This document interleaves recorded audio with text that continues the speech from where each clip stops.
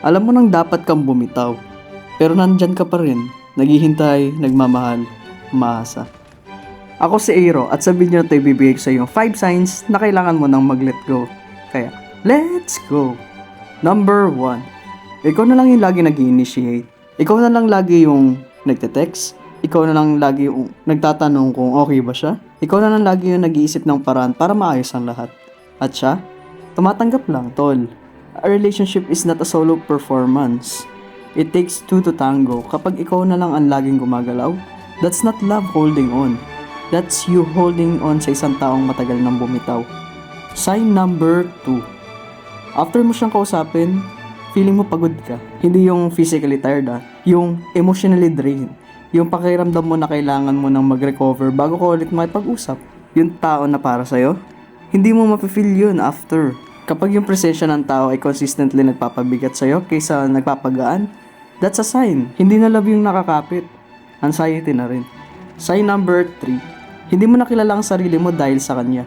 Nagbago ka ng ugali para hindi siya mabwisit.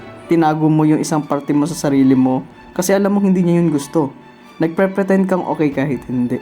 And the worst part, ginawa mo yun ng kusang loob kasi gusto mo siyang manatili or gusto mo siyang magstay. But here's the truth. Yung taong para sa'yo, hindi mo kailangan baguhin yung sarili mo. Tatanggapin ka niya. Not edited version of you, the real one. Sign number 4. Natatakot ka na sa kanya. Hindi yung romantic na kilig na takot Yung tipong bago ka magsalita, iniisip mo muna kung paano niya ba ito matatanggap. Baka magalit, baka lumayo, baka mainis. At kung ano pa gawin niya sa'yo. Kapag ang taong mahal mo ay naging source of anxiety mo, kapag lagi kang nag-iingat sa bawat salita mo kasi takot kang mawala siya, that's not a safe relationship.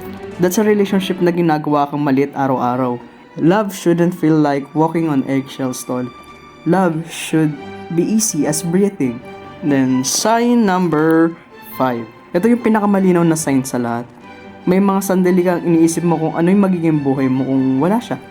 Mas tahimik, mas malaya, mas tunay ka sa sarili mo. Tapos bigla kang nagigilty kasi mahal mo pa rin naman siya. But tol, yung katahimikan na yun na iniisip mo, hindi yung selfishness.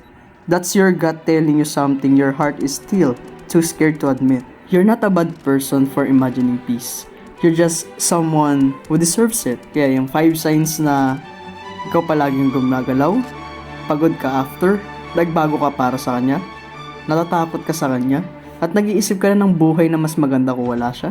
Letting go doesn't mean you didn't love them enough. It means you finally choose yourself. And that takes more courage than staying. I-like mo na tong video na to at kung hindi ka pa nagsusubscribe, mag-subscribe ka na sa Galawang Aero para sa mga pro tips kung paano mo makukuha yung crush mo. Salamat, mga bossing!